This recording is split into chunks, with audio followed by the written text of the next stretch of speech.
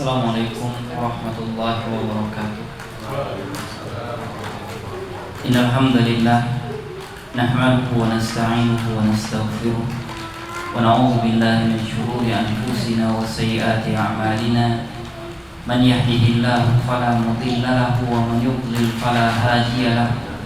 Asyhadu an la ilaha illallah wahdahu la syarika lahu wa asyhadu anna Muhammadan 'abduhu wa rasuluh sallallahu alaihi wa ala alihi wa sahbihi wa sallama taslima mazida amma ba'd. Ya ayyuhalladzina amanu taqullaha haqqa tuqatih wa la tamutunna illa wa antum muslimun. Ya ayyuhan nasu taqu rabbakum alladzi khalaqakum min nafsin wahidah wa khalaqa minha zawjaha wa batha minhuma rijalan katsiran wa nisaa'a wattaqullaha alladzi tasaaluna bihi wal arham innallaha kana 'alaikum raqiba. Fa inna asdaqal hadithi kitabullah wa khairal hadyi hadi Muhammadin sallallahu alaihi wasallam wa syarrul umuri muhdatsatuha wa kullu muhdatsatin bid'ah wa kullu bid'atin dhalalah wa kullu dhalalatin finnar. Kaum muslimin jamaah salat maghrib musalla al-huda yang dimuliakan Allah Subhanahu wa taala. Alhamdulillah, Allah Subhanahu wa taala masih memberikan kita karunia dan nikmat yang banyak. Allah Subhanahu wa taala membimbing kita untuk melaksanakan kewajiban sebagai hamba. Allah Subhanahu wa taala memudahkan urusan kita untuk mentaati Allah Subhanahu wa taala. Allah masih menjauhkan kita dari perbuatan dosa dan maksiat. Allah Subhanahu wa taala memberikan kita kesempatan untuk bisa melakukan ibadah, hal-hal yang Allah Subhanahu wa taala ridhai. Ini nikmat dan karunia yang besar yang harus disyukuri oleh hamba. Sebahagian orang bertanya, apa tujuan manusia? Manusia memiliki tujuannya masing-masing. Akan tetapi tujuan Allah Subhanahu wa taala dalam menciptakan manusia adalah untuk beribadah kepada Allah Subhanahu wa taala. Satu tujuan Allah Subhanahu wa taala menciptakan hambanya hanyalah untuk mengabdi kepada Allah Subhanahu wa taala. Kalau ditanyakan apa keinginan manusia, keinginan orang banyak. Keinginan orang beragam dan berbeda. Namun kalau yang dimaksud adalah apa tujuan penciptaan manusia, apa keinginan dari hadirnya manusia di bumi, maka Allah Subhanahu wa taala telah mengatakan, wa ma khalaqtul jinna wal insa illa liya'budun. Kami tidak ciptakan jin dan manusia kecuali untuk mengabdi kepada Allah Subhanahu wa taala. Maka tujuan kita hidup sesuai dengan perintah Allah Subhanahu wa taala adalah ibadah, adalah mengabdi kepada Allah Subhanahu wa taala. Pada kesempatan yang mulia ini, dalam rangka pengabdian kepada Allah Subhanahu wa taala, kita mempelajari firman Allah Subhanahu wa taala, mempelajari surat atau ayat yang Allah Subhanahu wa taala turunkan di dalam Al-Qur'an. Karena mempelajari ayat-ayat Allah, mempelajari firman Allah Subhanahu wa taala adalah bahagian dari ibadah yang Allah Subhanahu wa taala syariatkan. Adalah bahagian dari amal saleh yang Allah Subhanahu wa taala sangat mencintainya. Surat Al-Kautsar. Pada kesempatan yang mulia ini kita membahasnya. Sebahagian para ulama menyebut Al-Kautsar Madaniyah. Sebahagian yang lain menyebut Al-Kautsar Makkiyah. Madaniyah adalah surat yang turun setelah Nabi hijrah. Makkiyah adalah surat yang turun sebelum Nabi hijrah. Berbeda para ulama tatkala menetapkan, mencari apakah ini turun setelah Nabi SAW hijrah ataukah ini turun sebelum Nabi SAW hijrah. Al-Kautsar diambil dari ayat pertama surat yang mulia ini, dan surat ini jumlahnya 3 ayat, tidak banyak. Akan tetapi firman Allah Subhanahu wa taala walaupun tidak banyak, manfaatnya yang banyak, pelajarannya yang banyak. Dan yang kita pelajari, yang kita bahas adalah firman Allah Subhanahu wa taala.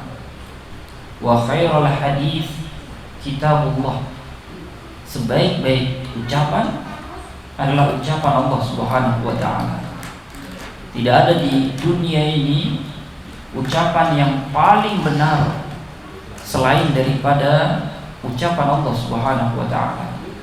Mempelajari ucapan Allah memiliki pahala, keutamaan, anugerah.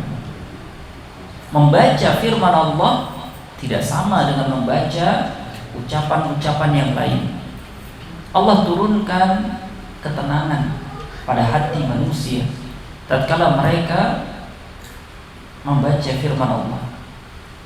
Innamal mu'minuna idza dzukirallahu wajilat qulubuhum wa idza tuliyat 'alaihim ayatuhu zadatuhum imana.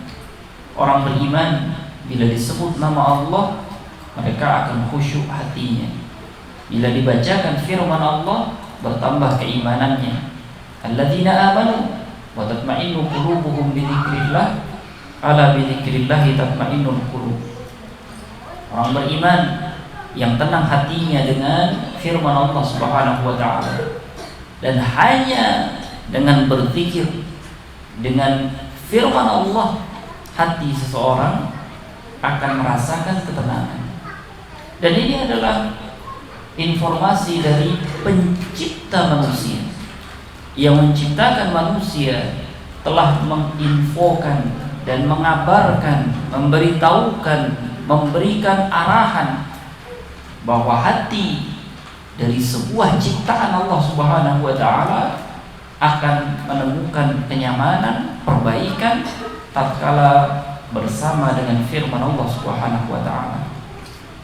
Maka duduknya kita pada kesempatan yang mulia ini membahas firman Allah Subhanahu wa taala, di antara manfaatnya adalah untuk perbaikan hati yang setiap manusia memilikinya.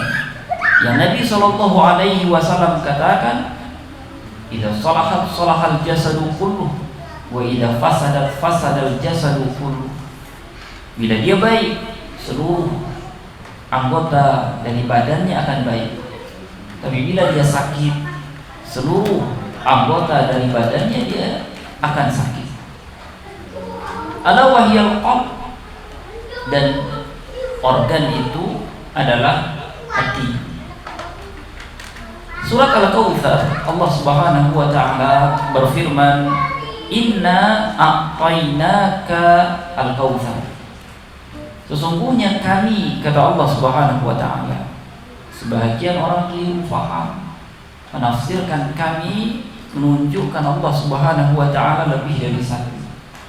Sesungguhnya dia adalah ilahun wahid, Rabb yang satu. Katakan wahai Nabi bahwasanya Allah satu. Qul huwallahu ahad. Katakan wahai Nabi bahwa Allah itu satu. Akan tetapi kalimat Rabbul Alamin tatkala mengatakan inna, sesungguhnya kami, tafsirannya adalah litta'zim, untuk menunjukkan keagungan Allah sebagai yang berfirman. Maka Allah Subhanahu wa taala menggunakan kata inna, sesungguhnya kami. Bukan berarti yang menciptakan banyak, tidak. Tidak ada yang ikut andil dalam ciptaan. Seperti seseorang membuat jalan, bangunan, banyak yang ikut andil. Tapi dalam urusan Allah Subhanahu wa taala tidak ada yang sanggup untuk ikut andil di dalamnya. Tidak ada yang sanggup untuk membantu Allah Subhanahu wa taala di dalamnya. Innama amruhu idza arada syai'an an yaqula lahu kun. Allah Subhanahu wa taala dalam urusannya bila menginginkan sesuatu, Allah tinggal memerintahkan untuk terjadi. Fayakun, maka urusan itu akan terjadi. Inna adalah Allah Subhanahu wa taala dan tidak ada yang ikut serta dalam hal ini. Dia Rabbul Alamin satu-satunya. Maka kepadanya lah kita meminta. Tidak bisa kita mendekati siapapun untuk perantara kepada Allah Subhanahu wa taala, karena memang dalam urusannya Allah sendiri. Dan tidak ada yang memiliki saham bantuan untuk membantu Allah Subhanahu wa taala. A'tainaka, kami berikan engkau. Kami masih Allah Subhanahu wa taala. Kami masih Allah Subhanahu wa taala dan tidak ada yang ikut campur. Kami berikan engkau. Engkau adalah Rasulullah sallallahu alaihi wasallam. Engkau wahai Nabi. Allah Subhanahu wa taala memberi Nabi seperti Allah Subhanahu wa taala memberi kepada hamba-hambanya yang lain. Karena Allah Subhanahu wa taala Maha Pemberi. Allah yang beri. Wa ma bikum min ni'matin fa minallah. Allah menyatakan setiap yang kalian terima dari pemberian itu dari Allah Subhanahu wa taala. Agar manusia paham semua yang dia miliki itu pemberian dari Allah Subhanahu wa taala. Semua yang dia punya, semua yang dia akui, semua yang dia katakan hak saya, itu adalah pemberian dari Allah Subhanahu wa taala. Akan tetapi wa yukhawifuna min duni wa yukhawifunaka min duni, selain daripada Allah telah menakut-nakuti kamu. Allah Subhanahu wa taala menyatakan, alaisallahu bikafin abdahu, bukankah Allah yang telah mencukupkan hamba? Kebutuhan hamba Allah yang kasih cukup, keperluan hamba Allah yang mencukupi. Akan tetapi wa yukhawifunaka, mereka telah menakut-nakuti kamu. Seharusnya manusia takut pada Allah Subhanahu wa taala. Takut kalau Allah marah, semuanya diambil lagi. Takut kalau Allah Subhanahu wa taala murka, semuanya diambil lagi. Takut kalau Allah Subhanahu wa taala mau, Allah akan ambil. Takut kalau Allah Subhanahu wa taala tersinggung, tidak suka, kecewa, semuanya diambil lagi. Tapi manusia tidak takut akan Allah Subhanahu wa taala. Takut pada yang lain, padahal Allah yang beri, tapi takut pada yang lain. Harapan ditumpukan pada yang lain, padahal Allah Subhanahu wa taala yang beri. Logikanya sederhana pemikiran. Kalau seseorang menyadari siapa yang memberi, maka dia akan menjaga pemberian dan orang yang memberi, agar pemberian itu tidak diambil lagi, agar pemberian itu aman. Tapi ini tidak. Manusia dibuat takut terhadap selain Allah yang sama sekali tidak ada andil di dalam memberi. Padahal Allah Subhanahu wa taala yang memberi. Allah tegaskan, inna a'tainaka, kami yang beri engkau. Allah tegaskan, alaihissallahu bikafin abdahu, bukankah Allah yang beri semua untuk hambanya.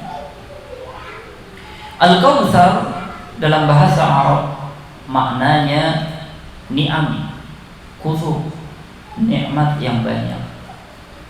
Banyak nikmat Allah Subhanahu wa taala. Di antara nikmat yang Allah Subhanahu wa taala berikan pada Rasul, karena ayat ini kepada Nabi yang mulia alaihi salatu wassalam, juga nantinya kepada kita sebagai umat Nabi yang mulia alaihi salatu wassalam. Di antara nikmat yang Allah Subhanahu wa taala beri pada Nabi yang mulia alaihi salatu wassalam, beliau dipilih menjadi nabi. Sebuah nikmat yang tidak bisa dicita-citakan. Orang boleh bercita-cita menjadi A, B, C, tapi menjadi nabi tidak bisa.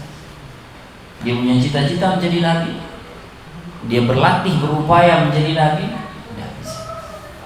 Nikmat Allah yang besar pada Nabi yang mulia alaihi salatu wassalam, paling besar, Allah Subhanahu wa taala pilih beliau menjadi nabi, sebaik-baik manusia, menjadi teladan. Menjadi teladan. Jika seorang bertanya, saya melihat manusia menikah, tapi dalam rumah tangga mereka ada keributan atau problem atau tidak kesesuaian, maka kita katakan bahwa rumah tangga Rasulullah SAW juga memiliki tidak ketersesuaian, ada problem yang dihadapi, dan beliau adalah manusia terbaik, dan ummahatul mukminin adalah teladan, menunjukkan bahwa itu manusia yang memiliki pikiran yang Allah ciptakan. Pikiran manusia tidak sama, akan tetapi mesti dilalui dengan baik, dan Allah perintahkan agar manusia bergaul dengan baik. Nabi yang mulia alaihi salatu wassalam, di antara nikmatnya Allah angkat menjadi nabi, yang Allah katakan, wa innaka la'ala khuluqin azim, engkau wahai Nabi berada di atas keagungan sebuah akhlak. Kalau kita ingin teladan yang terbaik adalah Rasulullah SAW dalam setiap urusan keluarga, memimpin, ayah, pendidik. Di antara nikmat yang disebutkan oleh para ulama yang Allah berikan pada Nabi yang mulia alaihi salatu wassalam, Allah beri syafaat uzma maqaman mahmudan, syafaat agung. Tidak ada orang yang memilikinya yang akan menolong umat manusia. Semua anak manusia pergi pada bapaknya Adam alaihi salam, tidak bisa tolong. Pergi pada Nabi Nuh sebagai Rasul pertama, Nabi Nuh tidak bisa tolong. Pergi pada Nabi Ibrahim Khalil Rahman, kekasih Allah Subhanahu wa taala, tidak bisa tolong. Pergi pada Musa Kalimur Rahman, yang diajak bicara langsung oleh Allah Subhanahu wa taala, tidak bisa.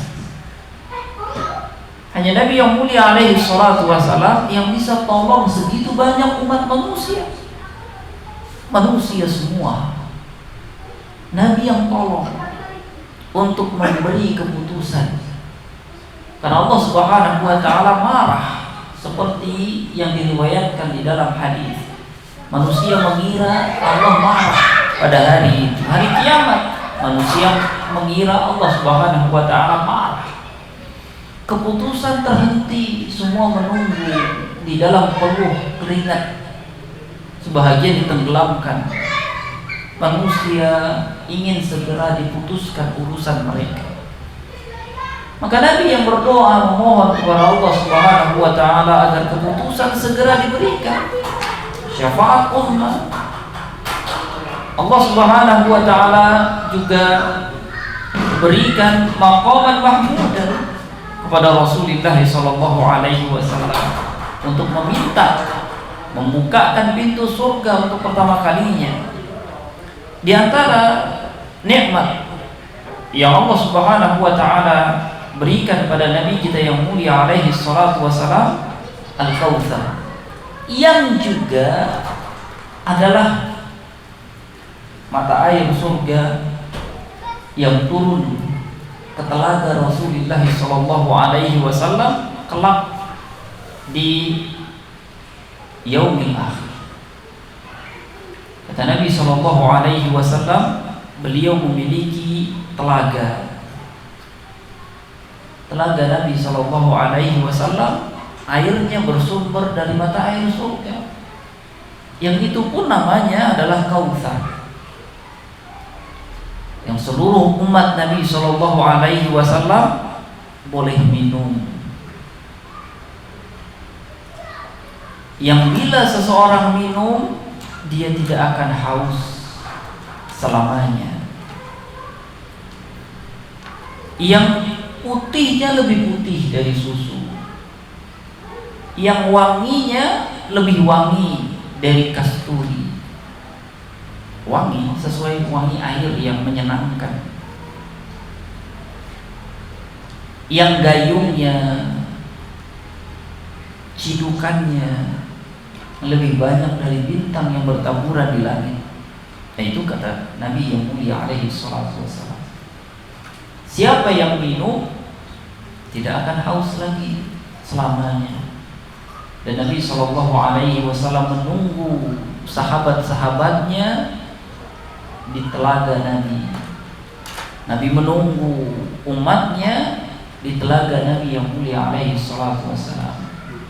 Semua umat Rasulullah sallallahu alaihi wasallam yang mencintai Nabi yang mulia alaihi salatu wassalam, yang beramal saleh seperti yang Nabi sallallahu alaihi wasallam perintahkan, contohkan, ajarkan, maka akan meminumnya.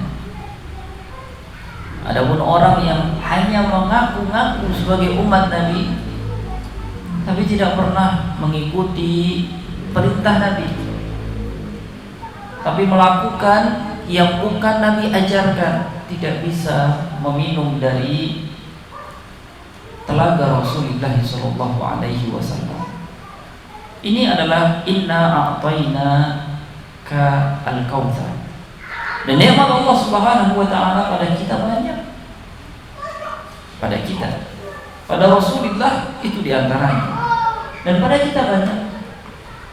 Tentu kita mengetahui apa nikmat yang Allah berikan pada kita, walaupun kita memiliki kelemahan di dalam menghitung nikmat Allah. Wa in ta'uddu ni'matallahi la tuhsuha. Kalau kalian menghitung nikmat Allah, kalian tidak bisa menghitungnya. Kalau manusia pandai menghitungnya, manusia jadi orang yang bersyukur. Akan tetapi tidak. Allah telah katakan, wa qalilun min ibadiyasy syakur. Hamba Allah yang bisa bersyukur dengan benar sedikit. Karena manusia jarang bersyukur. Manusia lebih senang kufur nikmat. Tahu karunia Allah, tidak menyadari, ngakunya kemampuan sendiri. Tahu karunia Allah Subhanahu wa taala, tidak memuji Allah, puji diri sendiri. Orang lain yang dipuji, Allah tidak ada dipuji. Tahu karunia dari Allah Subhanahu wa taala, tidak digunakan karunia itu untuk mentaati Allah Subhanahu wa taala, tapi malah durhaka kepada Allah Subhanahu wa taala. Ini semua tidak bersyukur namanya. Ini semua namanya kufur nikmat. Apa yang dilakukan hamba tatkala dia mendapatkan nikmat karunia? Kalau Nabi, maka Allah katakan fasolli, sholat. Fasolli li rabbika, sholat untuk Allah. Wanhar, menyembelih. Ya, lanjutannya li rabbika juga, menyembelih untuk Allah Subhanahu wa taala. Setelah Allah Subhanahu wa taala menyebutkan bahwa Allah memberikan nikmat yang banyak pada Rasul, maka Allah menyuruhnya untuk mengabdi, untuk sholat. Maka seorang hamba tatkala dia mendapatkan nikmat dan karunia dari Allah Subhanahu wa taala, seharusnya dia mengabdi kepada Allah Subhanahu wa taala. Logikanya kan begitu. Kita bila diberi, kita ucapkan terima kasih. Kita bersyukur pada orang yang telah memberi. Kalau Allah Subhanahu wa taala, Allah menginginkan pengabdian. Allah menginginkan kita beribadah kepada Allah Subhanahu wa taala saja. Maka Allah katakan fasholli li rabbika, salat untuk Allah Subhanahu wa taala. Apapun ibadah yang kita lakukan silakan, tapi dikhususkan salat dan kurban, menyembelih, menunjukkan ibadah ini agung di sisi Allah. Ibadah besar, salat. Maka seorang muslim tidak sholat bingung ini. Muslim tidak sholat bagaimana? Muslim harus sholat, dan Allah telah sebutkan sholat dalam banyak hal perintah. Seorang muslim harus sholat, karena masih ditemukan dan masih didengar muslim tidak sholat. Sholat tidak sempurna, subuh sholat zuhur tidak sempurna. Sholat harus sempurna, sholat, dan harus diajarkan untuk sholat, harus diberi nasihat untuk sholat. Kalau kita punya anak-anak, diajak sholat. Kalau kita punya saudara, diajak sholat. Kalau kita punya orang tua, diajak sholat, dinasihatkan untuk sholat. Dan kita mampu untuk mengajak keluarga sholat, pahala besar. Mengajak sholat, pahala besar. Sholat ibadah mulia. Sholat ibadah mulia. Dan Nabi SAW katakan, al-ahdu alladhi bainana wa bainahu shalah, faman tarakaha faqad kafar.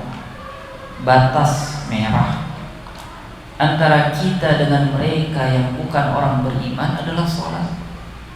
Nah, siapa yang meninggalkan sholat, dia kufur pada Allah Subhanahu wa taala. Dan ini Allah suruh Nabi untuk sholat. Dan Nabi SAW juga katakan, wa ju'ilat qurratu 'aini fi shalah. Allah telah buat saya sangat-sangat senang dengan sholat. Penyejuk mata saya sholat, penyejuk hati saya sholat. Dan Nabi SAW tatkala mendapatkan musibah, kemudian musibah, kemudian musibah, kemudian musibah, Nabi sholat. 3 tahun diboikot, sampai menangis anak-anak, tidak ada air susu. Bagaimana mau buang air? Apa yang diminum saja tidak ada. 3 tahun melihat berjatuhan orang yang wafat. Setelah 3 tahun, istri beliau Khadijah radhiyallahu taala anha meninggal karena sakit. 3 tahun dalam pemboikotan. Bukan boikot di rumah, tidak. Boikot diusir dari rumah, semuanya berkumpul di bawah kaki bukit, celah bukit. Bagaimana panasnya jazirah, bagaimana dinginnya malam. Kemudian paman beliau yang menolong juga meninggalkan dunia. Beliau minta bantuan berdakwah ke Taif, diejek, diusir, dipukuli, ditimpuki. Tapi Nabi SAW jadikan sholat sebagai penenteram. Nabi tidak pukul-pukul badannya. Nabi tidak berkata dengan perkataan yang tidak baik. Nabi juga tidak berpikiran yang buruk kepada Allah Subhanahu wa taala. Akan tetapi Nabi sholat. Ini menunjukkan sholat sangat dicintai oleh Rasulullah SAW dan menjadi nasihat untuk kita kalau ada masalah sholat, sampai kita bisa sholat dan menjadikan sholat sebagai solusi dari kita punya masalah. Sebagian orang dipuji oleh Allah Subhanahu wa taala bertubi-tubi, musibah, kemudian musibah, dan di atas musibah itu musibah lagi, musibah terus. Untuk apa Allah Subhanahu wa taala sedemikian? Untuk mendidik hamba agar menyerahkan urusannya pada Allah, sampai hamba bisa menyerahkan urusannya pada Allah Subhanahu wa taala. Kalau belum, Allah tetap akan terus seperti itu sampai dia bisa pulangkan kepada Allah Subhanahu wa taala dirinya, sampai batu kesombongan itu tidak ada lagi pada hati seorang hamba, sehingga dia tidak mengandalkan pada kemampuannya, tidak mengandalkan pada kehebatannya, tidak mengandalkan pada pengetahuannya, tidak mengandalkan pada miliknya, sampai yang dia andalkan hanya Allah. Itu tawakal namanya. Wa ufawwidu amri ila Allah, yang sampai Nabi mengatakan saya serahkan urusan saya pada Allah Subhanahu wa taala. Itu adalah kalimat dari orang yang tidak mengandalkan apapun di dunia ini selain Allah Subhanahu wa taala. Karena Allah jadikan beragam musibah untuk hamba berdoa pada Allah, untuk hamba bisa sujud memohon dengan posisi, keadaan dan hati yang khusyuk kepada Allah Subhanahu wa taala. Dan itu seringnya tatkala musibah. Li rabbik, kalimat ini menjadi asas dalam agama kita, bahwa sholat untuk Allah. Tidak ada sholat ya tidak enak, saya tetangga masjid, tidak sholat bagaimana? Tidak ada. Kalau bukan tetangga masjid, tidak akan sholat. Kalau begitu, saya imam rawatib. Kalau tidak imam rawatib, tidak akan sholat. Tidak bisa. Sampai dia sholat lillahi ta'ala, karena saya mu'adzin, karena saya tokoh, tidak bisa.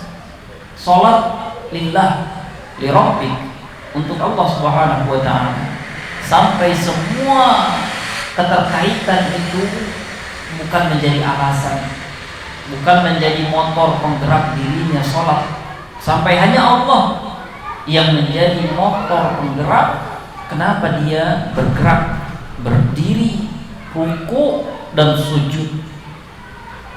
Wanhar, kata para ulama, wanhar ini berkurban, wanhar ini menyembelih. Akan tetapi kalimatnya khusus sebetulnya untuk ontak. Karena kalau untuk kambing dan untuk sapi ada bahu, menyembelih seperti yang biasa kita lihat.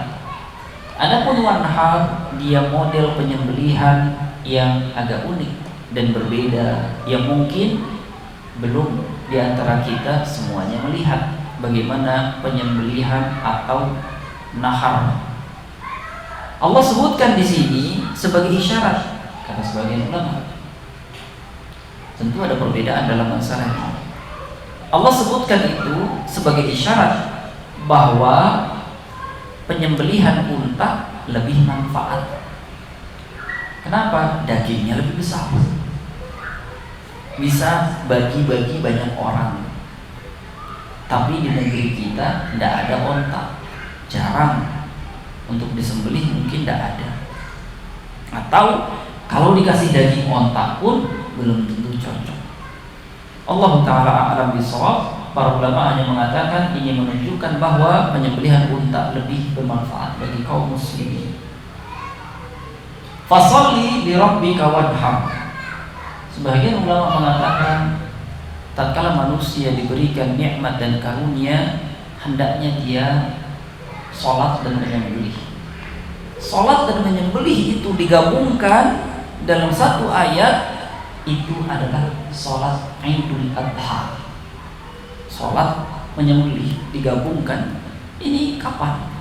Ini sholat Idul Adha. Ini perintah untuk menegakkan Id Adha, untuk sholat Id.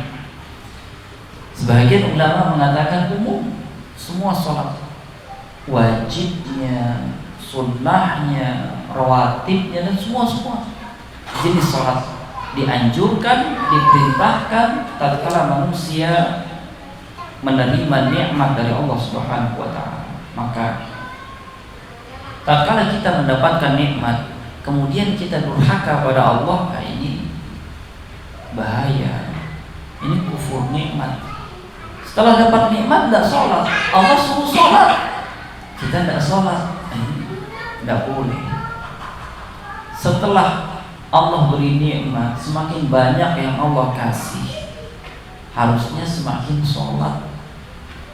Kalau tidak sholat, nah ini bahaya. Harusnya semakin baik sholatnya, semakin tumakninah, semakin khusyuk, semakin menikmati sholatnya. Kalau tidak seperti ini, nanti Allah kasih pelajaran, Allah kasih musibah, agar manusia kembali menikmati sholatnya dan berdoa kepada Allah Subhanahu wa Ta'ala. Ayat yang ketiga, Allah Subhanahu wa Ta'ala katakan, inna syani'aka, sungguh syani'aka huwal abtar. Syani'aka, orang yang membenci Nabi. Sungguh para pembenci kamu yang membenci Rasulullah sallallahu alaihi wasallam, yang memusuhi Nabi sallallahu alaihi wasallam. Siapa mereka? Orang-orang kafir, membenci Nabi yang mulia alaihi salatu wasallam. Orang-orang munafik tidak senang pada Rasulullah sallallahu alaihi wasallam. Ada di antara mereka sampai mengejek Rasulullah sallallahu alaihi wasallam. Ada di antara mereka sampai menuduh Rasulullah sallallahu alaihi wasallam. Nah, pembenci Nabi ini wal abtar. Dialah yang abtar, batal, kotor, akta, artinya putus. Kenapa putus? Karena pembenci Nabi ini mengatakan Nabi Muhammad putus. Apa Nabi Muhammad putus? Nabi Muhammad itu orang yang tidak dapat kebaikan. Antara dia dengan kebaikan itu putus. Itu kata orang yang membenci Nabi. Kita lanjut sekarang.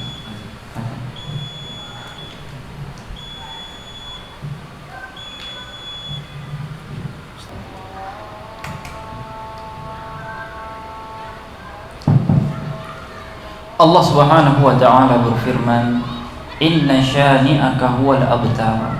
Karena orang-orang yang membenci Rasulullah sallallahu alaihi wasallam menyebut Nabi terputus dari kebaikan, karena anak-anaknya meninggal semua yang laki-laki,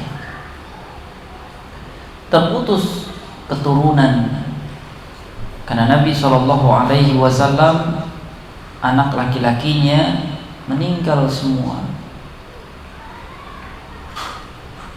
Namun Allah Subhanahu wa Ta'ala yang membantah dengan mengatakan inna syani'aka huwal abtar. Sesungguhnya orang yang membencimu dialah yang terputus dari kebaikan, terputus keturunannya, terputus dari rahmat Allah Subhanahu wa ta'ala. Ini menunjukkan bahwa seseorang punya anak, laki, perempuan, atau tidak punya anak, itu kehendak Allah Subhanahu wa ta'ala. Dan orang harus menerima takdir Allah Subhanahu wa ta'ala dengan keridhaan. Tidak boleh dia kecewa dengan takdir Allah Subhanahu wa ta'ala. Kalau dia ingin tersambung dengan kebaikan, kalau dia ingin tersambung dengan rahmat Allah, kalau dia ingin tersambung dengan ridha Allah, kalau dia ingin dicintai oleh Allah Subhanahu wa ta'ala, tidak boleh dia marah kepada Allah Subhanahu wa ta'ala, membenci kehendak Allah Subhanahu wa ta'ala.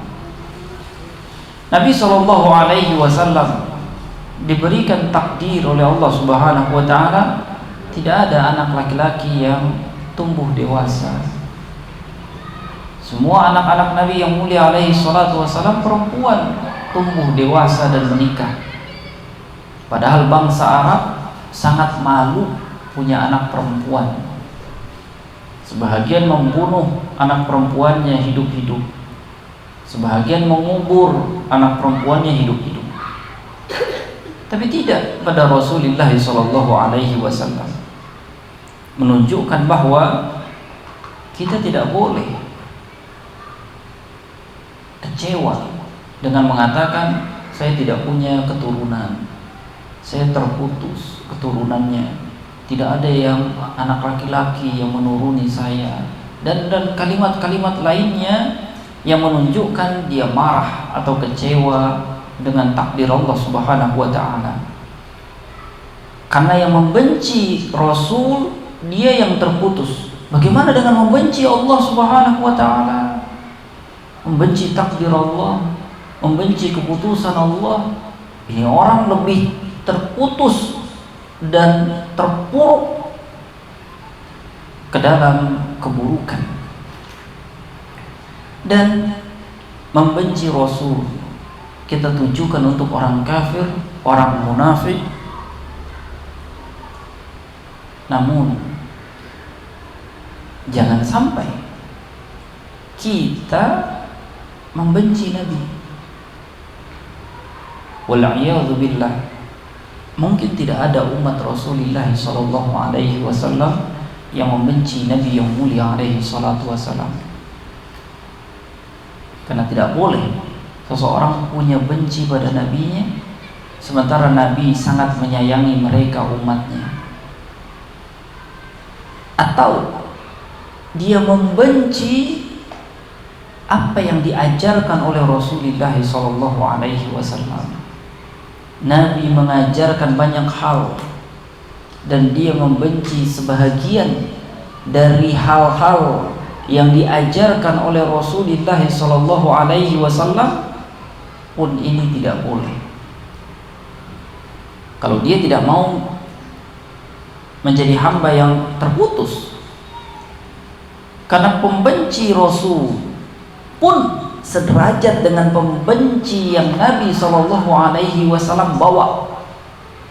Nabi membawa agama, Nabi membawa syariat, Nabi membawa pengajaran. Siapapun orang yang membenci Nabi jelas.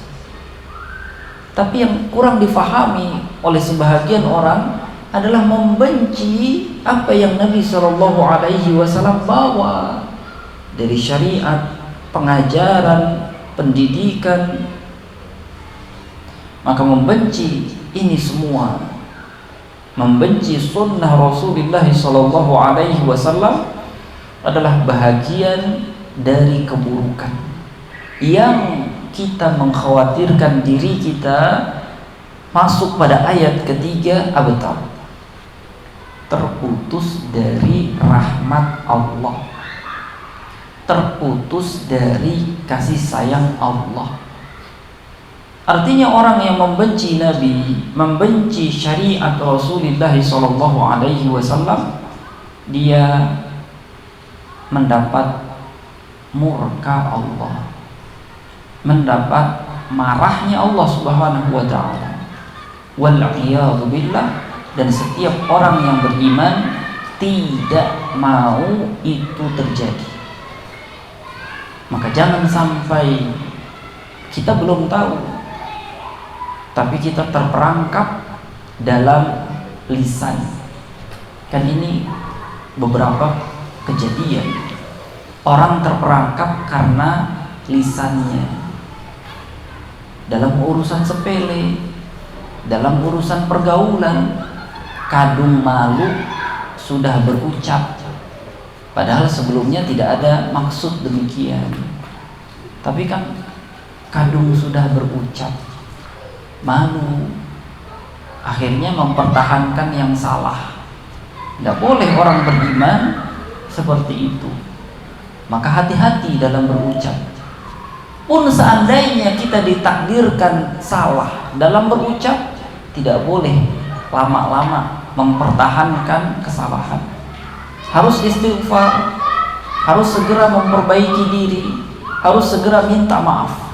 Orang beriman jangan sampai syaitan memperdaya untuk dia sabar di dalam kesalahan, tapi tidak mau untuk memohon ampun, tidak mau untuk memperbaiki diri, tidak mau untuk meminta maaf, cuma karena salah ucap, kadung mengucapkan. Dan ini beberapa kita temukan dalam pergaulan, apalagi dalam urusan agama. Tidak boleh sebelum ajal menjemput seseorang. Allah Ta'ala a'lam. Mungkin ini, bila ada hal yang perlu kita diskusikan, silahkan dalam 2 menit terakhir.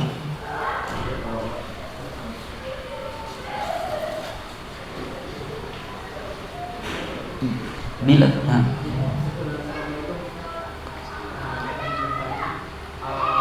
kalau seseorang belum mau menjalankan syariat secara sempurna, apakah termasuk dia membenci atau? Seseorang hamba tatkala dia memiliki kejujuran pada hatinya bahwa dia belum mampu melaksanakan syariat secara sempurna, dan Allah Subhanahu wa taala telah memerintahkan, ya ayyuhalladzina amanu udkhulu fis-silmi kafah, wahai orang yang beriman, masuklah agama Allah secara sempurna. Dan dia tahu saya belum sempurna, dan setiap kita memiliki kelemahan, setiap kita mengetahui. Dan orang yang jujur pada dirinya adalah orang yang baik, dan dia tidak masuk dalam membenci syariat Allah Subhanahu wa taala atau membenci syariat Rasulullah sallallahu alaihi wasallam, karena dia telah jujur kepada Allah Subhanahu wa taala. Saya belum sanggup. Seandainya ada kesanggupan, saya mesti melakukannya. Dan orang yang jujur pada dirinya, maka dia diharapkan bisa bersegera kembali kepada Allah. Inabah, kembali kepada Allah. Wa anibu, Allah perintahkan kembali kepada Allah Subhanahu wa taala. Bertaubat, tubu, Allah Subhanahu wa taala pun perintahkan. Allah taala a'lam bissawab. Yang memiliki kejujuran pada dirinya sendiri di hadapan Allah Subhanahu wa taala sangat diharapkan mendapatkan hidayah taufik setelah Allah berikan padanya hidayah ilmu. Karena kejujurannya hidayah ilmu, dan taufik, hidayah taufik adalah dia mampu melaksanakannya. Dia belum mampu melaksanakannya, dia belum mendapat hidayah taufik. Akan tetapi dia sudah mendapatkan hidayah ilmu dengan dia mengakuinya. Allah Ta'ala a'lam bis-shawab. Subhanakallahumma wa bihamdika asyhadu an la ilaha illa anta astaghfiruka wa atubu ilaik. Assalamualaikum warahmatullahi wabarakatuh.